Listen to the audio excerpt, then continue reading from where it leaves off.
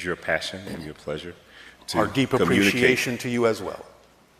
With us in this way. So my first question is one that's been of a concern to our peoples for over 100 of our sidereal periods. I don't think we come to a consensus yet, and I've done a diligent search, have not found an instance in which this question was posed to you. You've answered it, so this is as good a time as any. How much wood could a woodchuck chuck if a woodchuck could chuck wood? If a woodchuck could chuck wood, he would chuck as much as he could.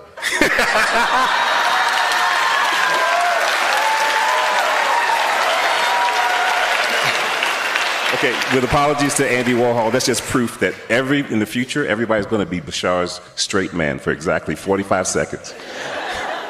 All right, so next question. So in the Reflections transmission from almost a year ago, like 25 femtoseconds for you, I posed a question in the Q&A, and I was surprised to find that you responded to the question even though it wasn't presented to you, so I'm grateful for that as well. Yes. It was a question about the 5 laws.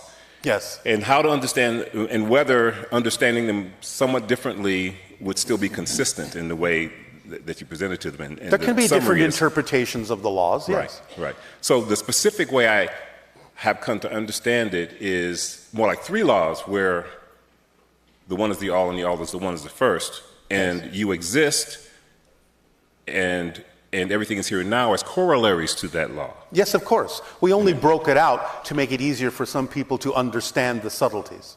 Okay. So, I guess, so there's nothing I'm missing there. So you answered that question. Thank you. Next question. So there's also this, I guess another understanding that I've come to and like to communicate is that we as a people, I call ourselves Mollies, like Masters of Limitation. Yes. That seems like the name is appropriate. One is the one that you touched on a little earlier in this transmission, which is many of us think of ourselves as bodies with a soul, when in truth we are souls that have a body. But the other fallacy, I'm sorry, was that?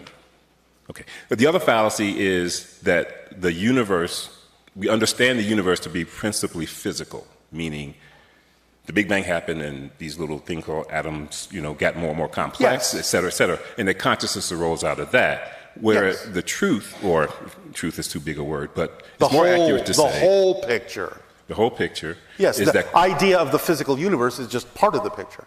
Right, and that it arose out of consciousness, meaning consciousness is primary, and the universe came out of consciousness. Is that accurate? Is that a well, again, you're saying it from a linear perspective when you say came out of. Because again, existence is. And time is one of the things that exists within existence. And so you can experience the idea of a universe coming out of it, or you can experience it just as is. So it just depends on your perspective. Interesting. Okay. So I'll have to internalize that a little bit more later. So, all right, if you say so. All right. Because the next part of my question kind of depended on a different answer, so I'll go to the next question. All right. So in another transmission from the Transforming Beliefs transmission, you mentioned this idea of resonant entrainment in among a group, and the idea of creating a kind of bubble. Yes. And are you talking about around the ships? No. I meant not. It was presented in a way that it was something that we could do ourselves, even in our current state. We could use resonance to better entrain our hearts together to achieve an aim. This is why in ancient Atlantis it was a technique that was used with drums. The idea of, in classes, to teach children things, they would start by beating a drum along with the idea of the heartbeat.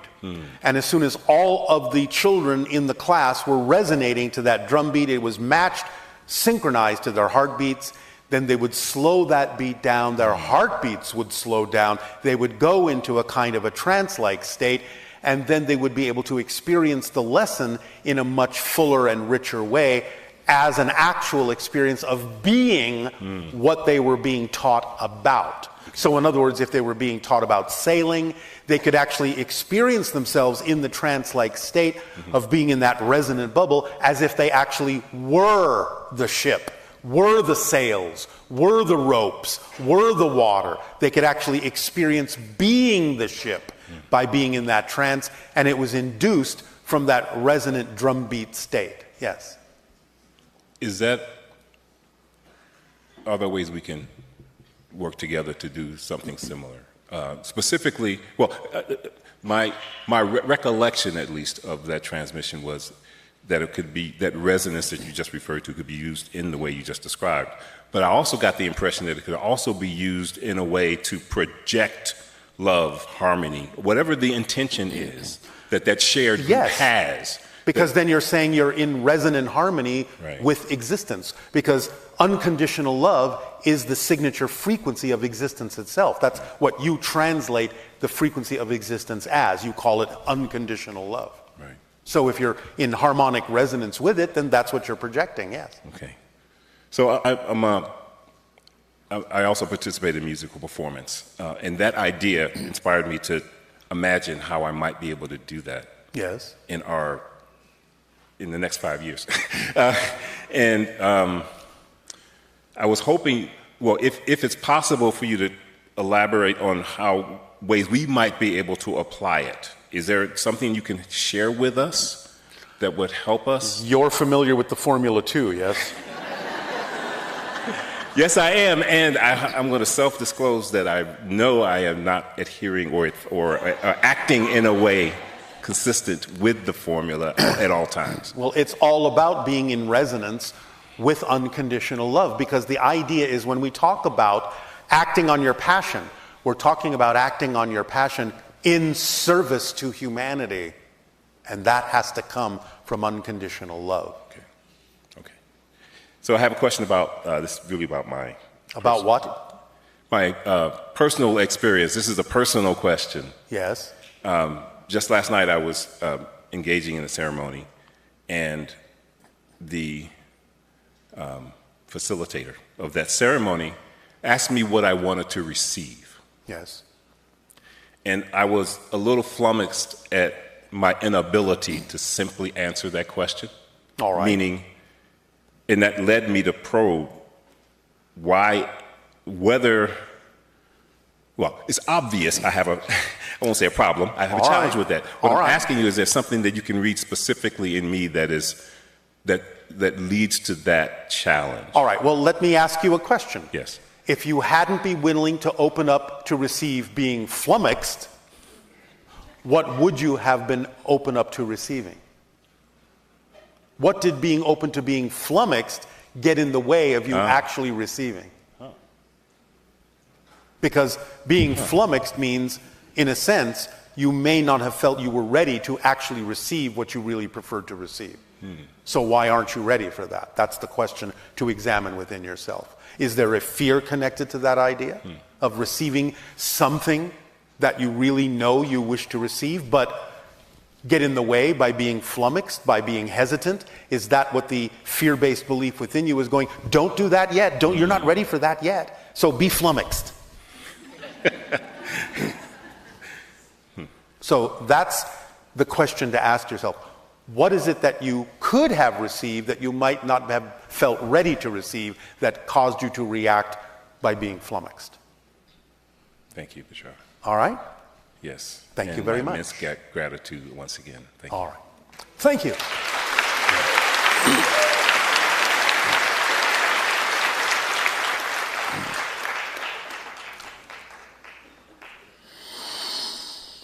Hello. I know you. Good day.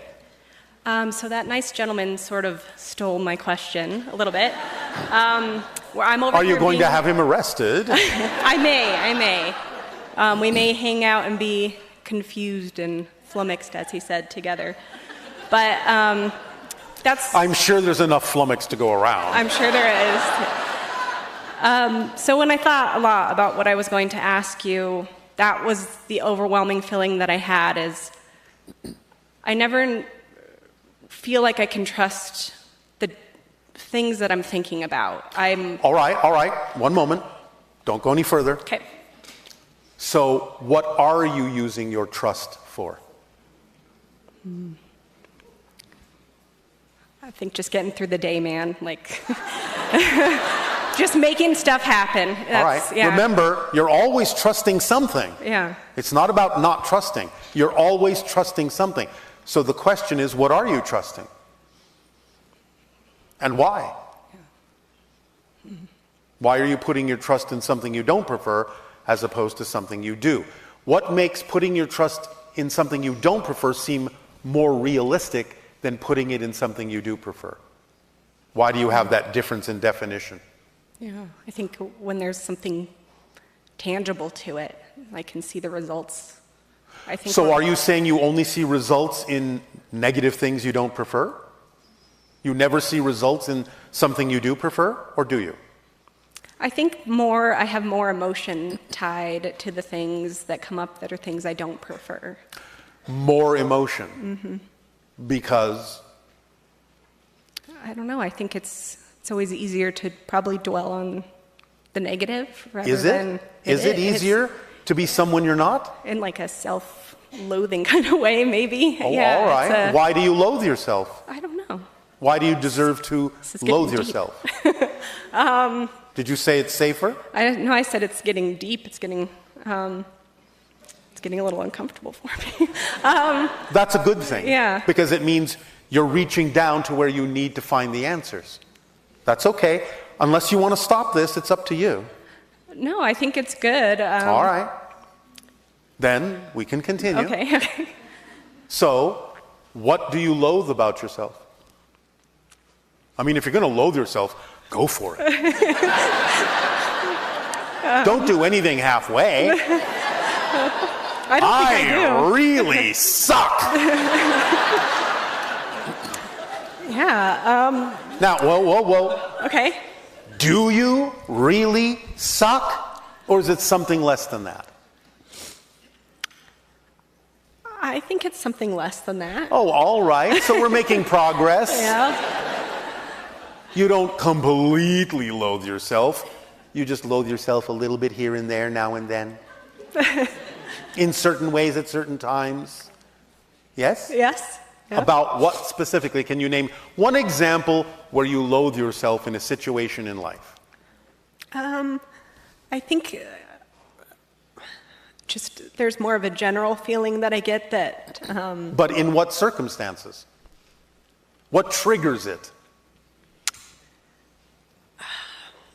When you experience what? When you see what? What triggers it? Where do you find yourself coming up short? I think in my relationships with others, I feel generally that like very alone, like no one cares about me. All right. Do you care enough about yourself to not care whether they care about you? I'm working on that. All right. How long have you been working on that?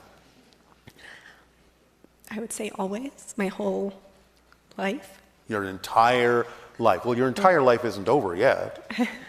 So you haven't been working on it for your entire life. Yeah. You've been working on it for your life up to now. Yes. All right. So don't exaggerate. Okay. You haven't lived your entire life yet. Let's hope not, yeah.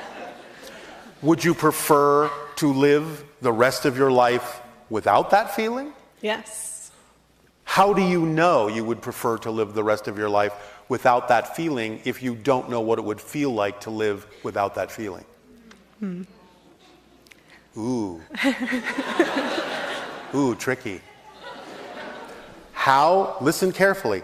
How do you know you would prefer to live the rest of your life without that feeling if you don't know what it feels like to live without that feeling? Because you can't perceive what you're not the vibration of. So what part of you suddenly goes, oh, I think it would be nice to live without that feeling of feeling this if I didn't actually have an experience of having that feeling? I'm not So sure if you I must got it. have some idea what it would feel like to live without feeling loathsome, yes? Yes, I see that, what you're saying, yeah. All right. So as you're imagining what that might feel like, aren't you in that state of not being loathsome? Yes. So how does that feel? Good. All right. Would you like to continue to generate that feeling? Yes, absolutely. What stops you from doing so? What reasons are you creating to not generate a feeling you are obviously capable of generating because you just did it? Yeah. So what reasons are you creating to not have that feeling in the way that you would prefer to? I think there's a part of me that's looking for outside validation from others. Can I tell you a secret? Please? There is no outside for you. Everything you're experiencing in your universe is you.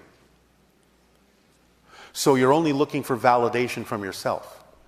Yes, there are other beings, as we said before, but you're only experiencing your version of them.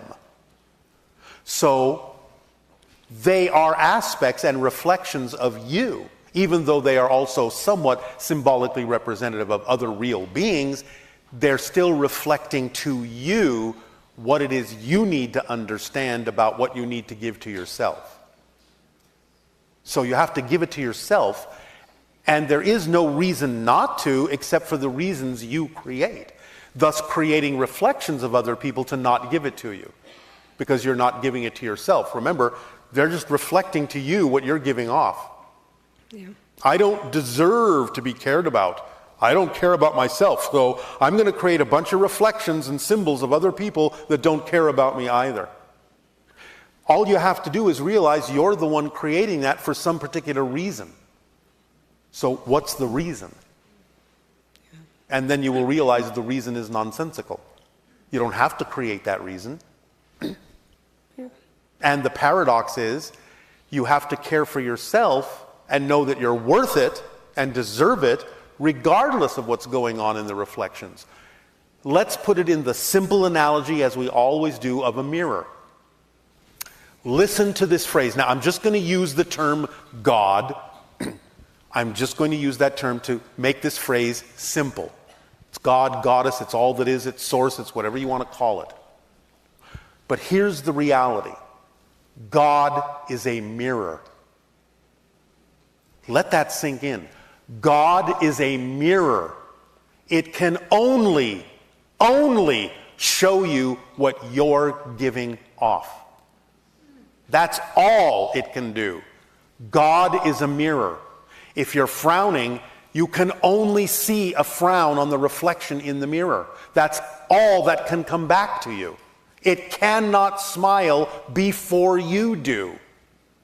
But the mirror doesn't have a choice of its own. It doesn't care what you look like on your face. It will dutifully reflect whatever you give off, whatever expression you have. So if you're seeing a frown in the reflection in the mirror, and you would prefer to smile, the reflection isn't stopping you from smiling. You have to decide to smile. Then the mirror has no choice but to smile back, because it doesn't have a contradictory opinion. It's just a mirror. It doesn't say, oh, you shouldn't smile now. Don't smile at me. It says, oh, you're smiling. Here you go. God is a mirror. That's it. That's the ultimate guiding principle, because it's giving you literally what you're giving off to guide you. Because if you don't prefer the reflection, change it. There is nothing to stop you from changing it. The control is in your hands. Totally, utterly in your hands. You're in charge. So why not feel deserving? The reflection doesn't care. Being a being that is deserving can be just as real, because it's all within the reflection. Is this making some sense? It definitely is. Is it helping? It is. Would you say that taking an approach of like fake it till you make it is something that's fitting? You can use the general idea, the general concept behind that principle, but it's not really about faking it.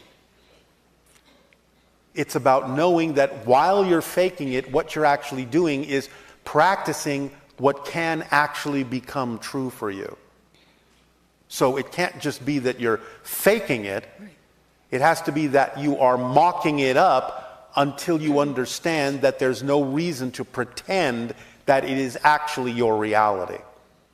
But you have to realize that internally before you will experience it externally. Does that make sense? It does. So when you're looking in a mirror, how do you fake a smile? It's not a very good one. Exactly. Yeah.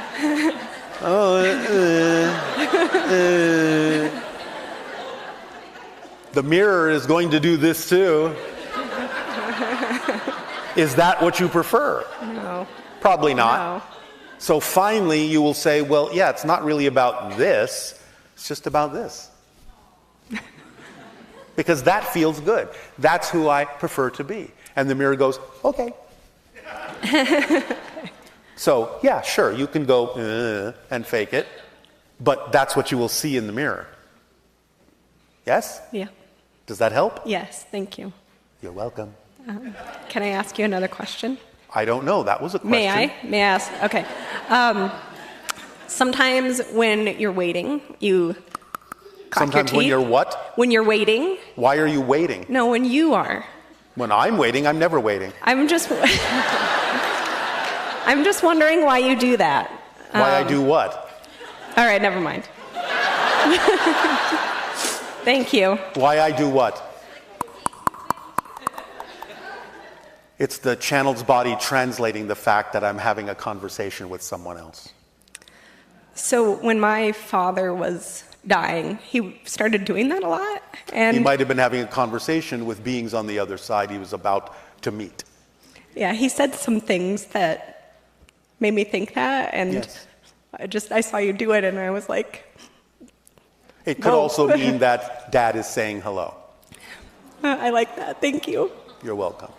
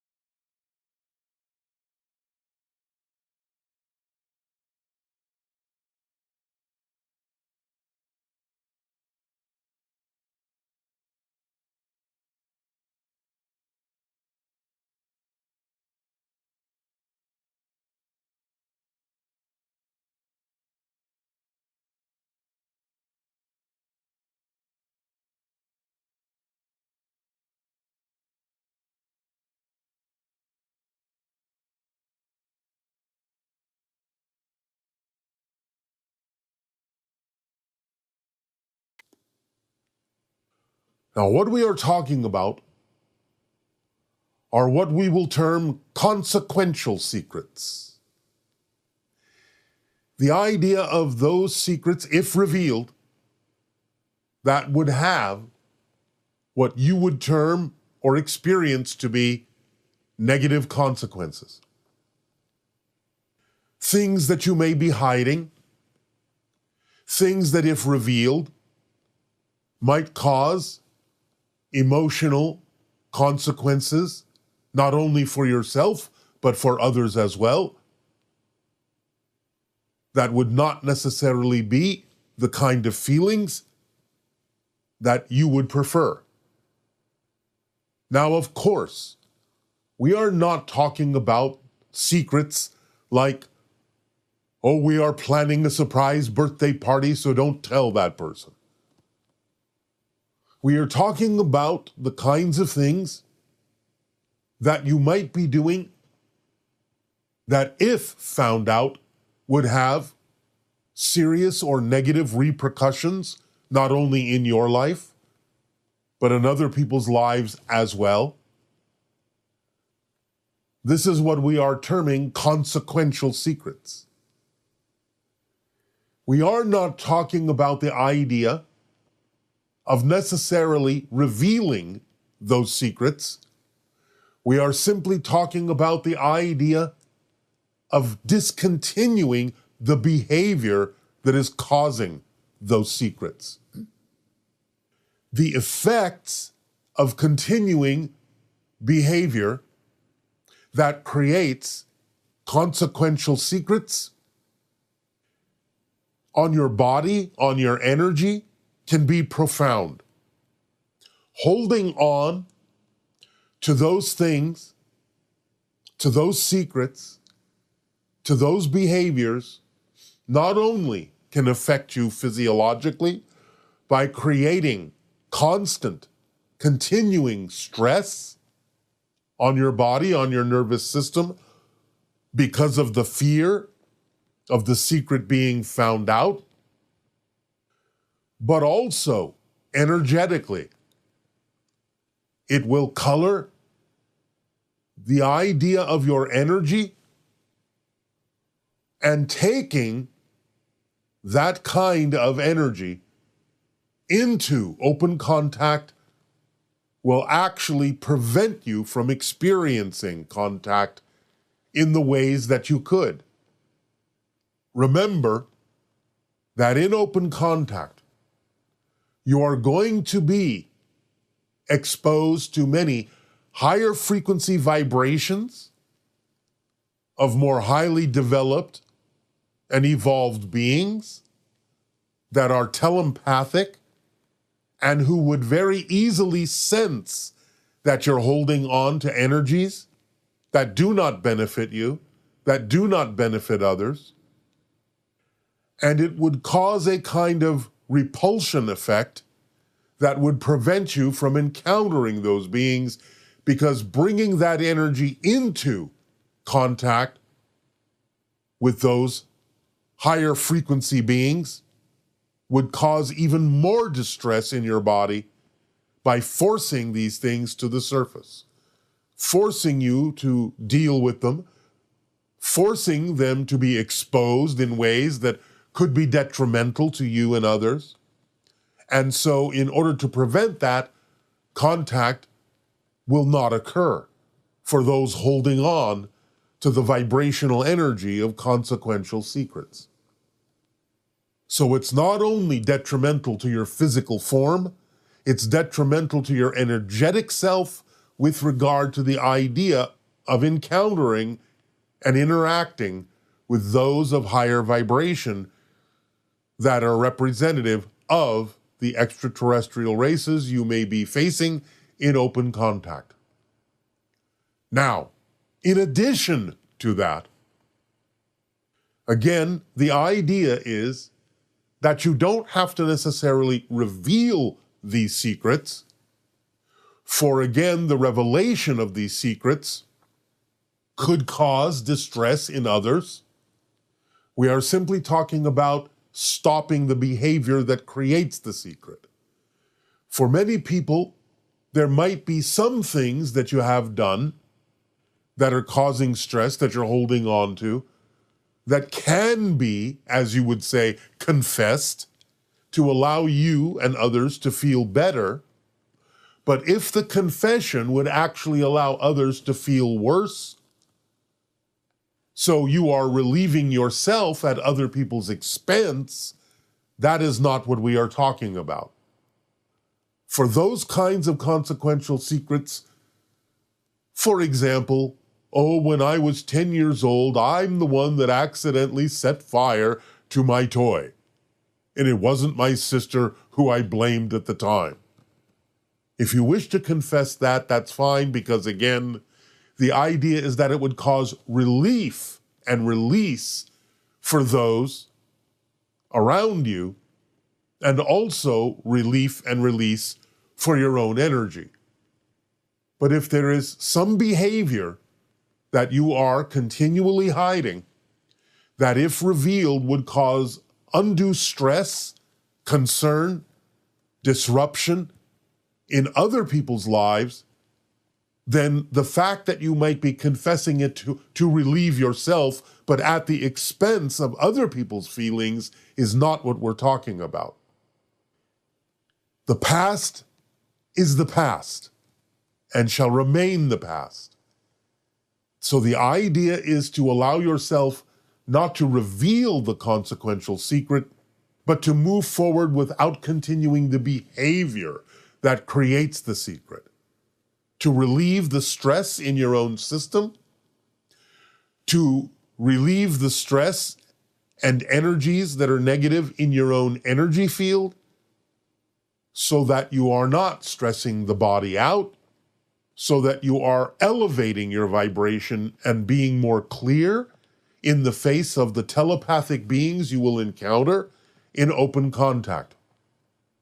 For they will be able to sense, if you're holding on to that behavior, continuing that behavior, they will be able to sense that there is something there that is out of alignment with who you truly are, out of alignment with your core frequency, and they will back off until such time as you allow yourself to stop the behavior that is creating the stress and discordant energy within your system. There will be no contact. Now, in addition to that, because of the nature of the evolution and acceleration of humanity, holding on to consequential secrets of this nature as we are describing them will actually no longer eventually be possible. Circumstances and synchronicity each and every day will alter in such a manner as to actually force the secret to be revealed. Again, possibly at the consequence and expense of others as well as yourself. So in other words, circumstances that are approaching in your year of 2025, your years of 2026, will actually force secrets to the surface. If you are still doing the behavior that is creating the consequential secret, it is quite possible that over a short period of time, that secret will be revealed anyway. It will come to the surface in some way, shape, or form that you will not be able to stop. For you will not see it coming. You will not know who is watching you. You will not know what other people may say or do that may bring about the revelation of the consequential secret you have been holding on to behind the scenes. There is going to be more light in your reality, and light dispels shadows. So it will illuminate anything hiding in the shadows, bring it to the surface,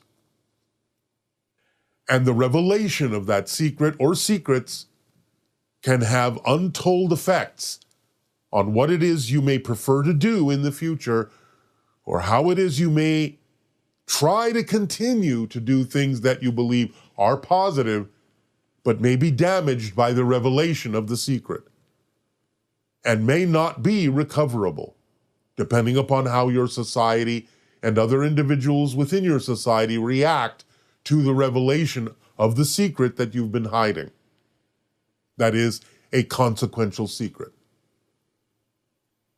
So again, we would encourage you not to necessarily reveal the secret, but to stop doing the behavior that creates the secret, so that if asked, is this happening, you can, with all honesty and clarity in your energy, say, no, it is not happening. It is not something I am doing. In present tense. Now, the other side of the coin of that is those that would be of an intention to reveal the secret. As we have said, in this condition, in this case, the past is the past. It's not about exposing the secret. It's about stopping the behavior that creates the secret. That is more important. Again, it's not about relieving the stress on yourself at the expense of others so that they can feel worse even though you feel better for having exposed it. It's not about that. And for those who would continue to attempt to expose it, persecution will not be allowed. So when someone may say, is this happening? And you can honestly answer no. But if they then ask, did it happen in the past? Then that persecution, because the past is the past, will actually rebound upon them, so that the effects of the consequential secret will actually then be had by those who are pushing for the revelation of something that no longer exists, by stretching it into the past, by asking, did it happen?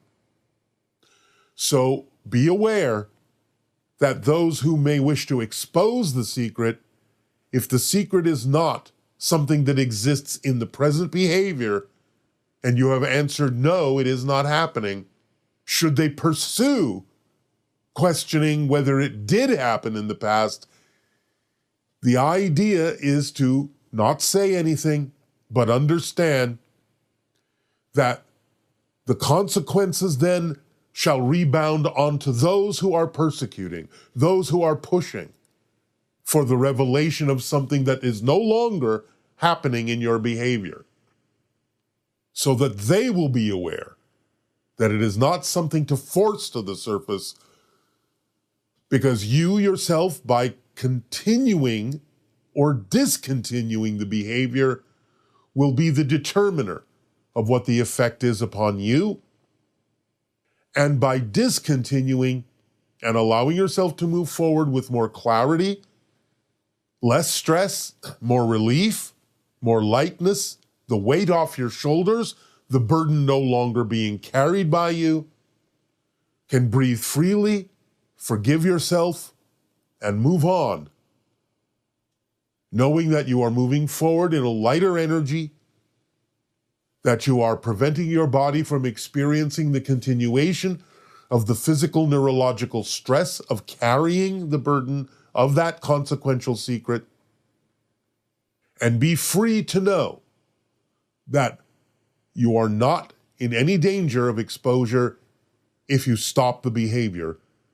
And even from those who may wish to pursue and persecute for things that were done in the past, you will know that the consequence then shall rebound to them and not to you. For it is not about digging up the past. It is about moving forward with better behavior, better clarity, better freedom, better lightness, letting go, but understanding that if you continue the behavior, there will be consequences that you may not prefer. For secrets will come out, because that is the energy of the time. And holding on to it will prevent contact from being experienced by you personally. So clear out your attic, clear out your energy, let go. No more secrets of a consequential nature. And in addition, this extends to society at large. You will start to see synchronistically in your year of 2025, 2026, that the kind of secrets we are talking about will start to come out in different facets of your society. Politically, sociologically, economically, religiously, technologically, more and more secrets will start to be exposed, will start to be revealed, that have been hidden for quite some time. So again, not only to the individuals, but to larger groups who may be holding on to consequential secrets in this manner, allow yourself to stop the behavior that is keeping these secrets from the public, because they will be exposed, and if exposed by the energy that is pushing forward in your evolutionary path, without you stopping the behavior, but forced to expose them, again, the consequences will be something that you do not necessarily prefer, and you may have to exert what you would call damage control to a very great extent, and you may never be able to fully recover. So allow yourself to experience the freedom of stopping the behavior that creates the consequential secrets. Allow yourself to move forward with lightness and freedom, knowing that you will uplift your vibration, uplift your frequency, and that by letting go of these secrets and letting go of the behavior that causes them, you will experience greater rewards in your future, in your new present, to replace the idea of what you thought was so precious.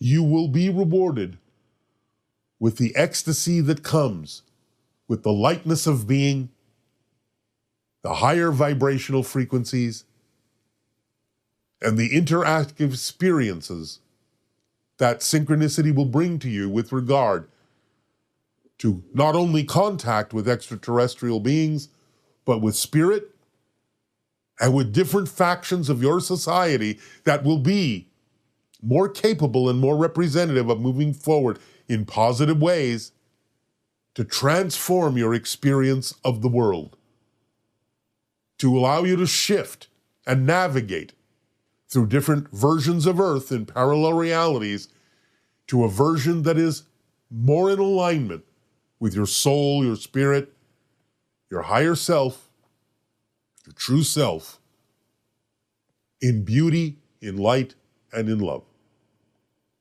So fear not the changing of the behaviors, for you will only improve your situation and circumstance, not only personally, but for all involved. No more secrets. We thank you for allowing us to share this idea with you this day of your time. And in return for the gift you are giving us in allowing us to experience all of you, I ask, in what way may we continue to be of service? Please begin with your questions and comments if you wish. Gamma state, and I'd like to do that sort of all the time because I'd like to achieve that state. However, I'm curious if it's a crutch, permission slip, right? Because I assume that you use technology like your ship, right? And that's not a permission slip. So can you please help me determine whether or not I'm using it as a crutch? Am I doing damage by maintaining a specific level when perhaps I would be rising above it if I didn't have this one specific frequency? It's 45, by the way.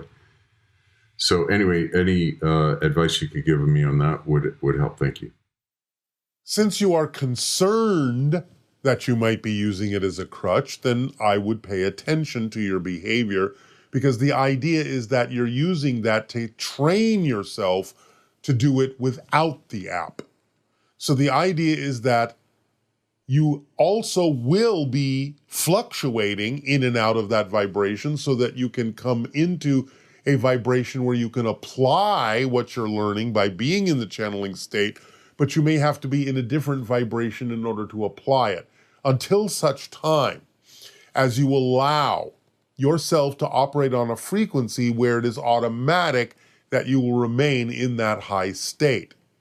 So you can use the app as a training mechanism to allow you to become more comfortable and familiar with remaining in that state on your own without the app. If you constantly feel that you cannot do that without the app, then yes, it can become a crutch. And it won't allow you to necessarily go into any other state that you need to go into to apply what you've learned in that state into your physical reality, because you cannot always maintain that state when applying lessons in your physical reality necessarily. Eventually, you will have different lessons that will be more representative of staying in that state, but for the lessons that you may need to learn now, you may have to leave that state in order to apply them in your physical reality and go through a process that will give you the information and experience that you need that will ultimately, paradoxically, bring you back to the gamma state. But don't insist on staying there until it is something that you can do naturally and come from that state all the time in a natural way without needing any kind of technological assistance. Our ships, yes, are not exactly permission slips. They are, to coin a phrase, permission ships.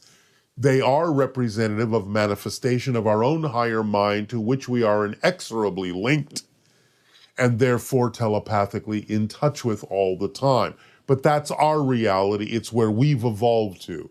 Humanity is not there yet, but you are practicing the things that can bring you there at some point.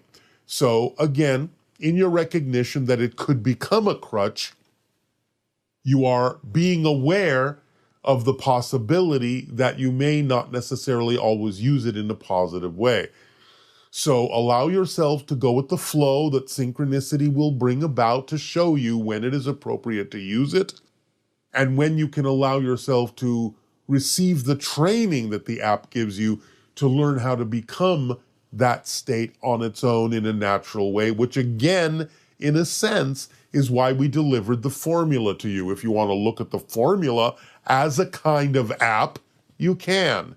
But it's an app that allows you to function in a more natural way and a more organic way, in a more synchronistic and fluid way than the idea of the apps that you might be creating with your technology. Not that you can't use them, not that they're invalid, but the formula, in a sense, is the ultimate organic app for what you seek. Hi, Bashar. It's really exciting to communicate with you in this way. Good day, good day. It is exciting for us as well. So my first question is about astral activities and what people are doing together in preparation for contact on the higher levels.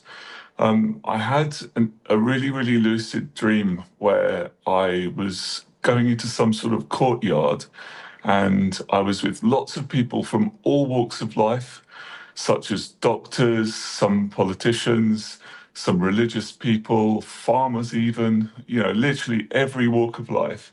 And I remember sort of standing next to somebody and asking and saying to them, wow, with these sorts of people here, we're really going to make some progress moving forward towards contact. I was just wondering if you could share your reflection on that experience and kind of where we are at the moment. All right. Understand, of course, as we have said, in spirit, before you incarnate, you plan out, generally speaking, and sometimes very specifically, your physical life path. But your physical life path is intertwined with all other life paths. So in astral form, many times you will reconnect with all of the others who you have agreed to intertwine with in their life paths with yours, and you will assess what is going on. You will allow yourselves to congregate in a way so that you can allow yourselves to adjust your energies and frequencies to make sure that the life path blueprints you have all agreed shall unfold in physical reality are still moving forward in that way. Agree to make whatever adjustments energetically or physiologically are necessary in your blueprint for the things to unfold as you have all concurred and agreed that they shall.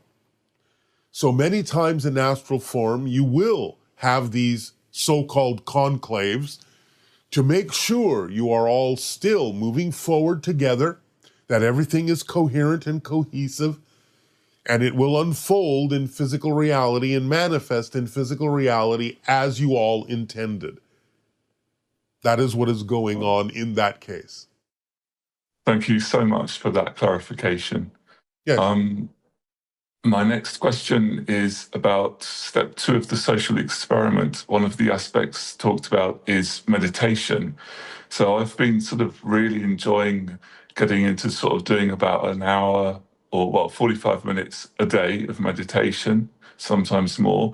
And what I've started to discover is an energy that comes down through either my crown or the pituitary gland, and it's almost like a quasi-physical energy, it feels like, and it kind of filters down into my head and makes me feel very deeply relaxed, and also seems to emphasize my psychic abilities and things I can pick up and visions and that kind of thing.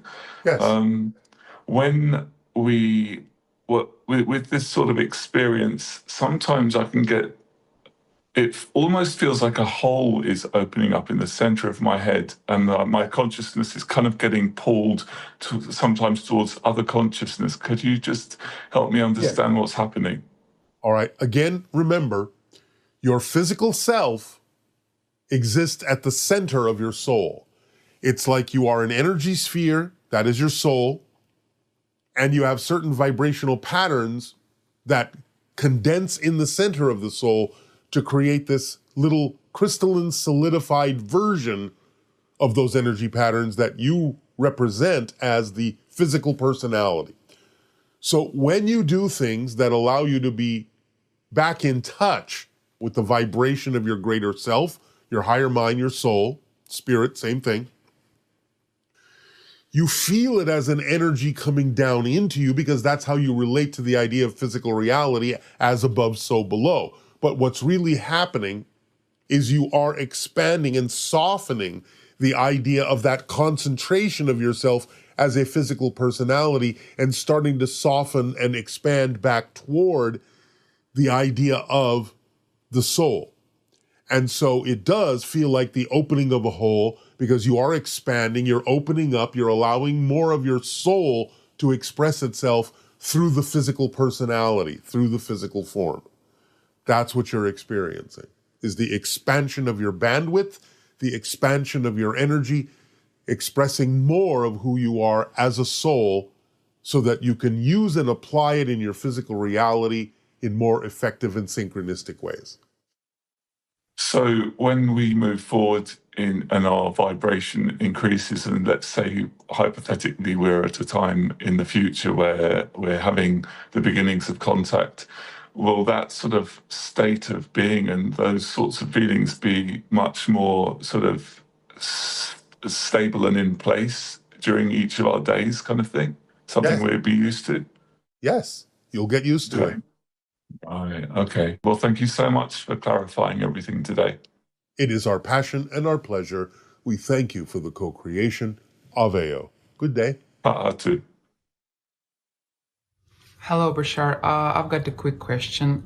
I do have a real reality in my physical life, and I do have a parallel reality in my mind, which also exists from time to time with another person, let's say. So my question is, how can I change my realities, my delusional reality? How can I bring it, and can I bring it into my real reality to substitute one into another one? Is that possible? Thank you. You may be picking up on the idea of something on your life path that will manifest at some point in the future. But again, the idea is you will not manifest anything from a parallel reality that isn't relevant for the life path that you chose. It might be symbolic of your ability to be more of yourself, as opposed to actually attracting a manifestation of a parallel reality. It might be simply something you're using to inspire you to do so. But again, if it is part of your life path that you planned out as a soul, then ultimately you may be using the idea of tapping into a parallel reality to strengthen and reinforce your capability to manifest what you have already planned out as a blueprint for your life path here, to become your version of what that person in that parallel reality represents to you energetically.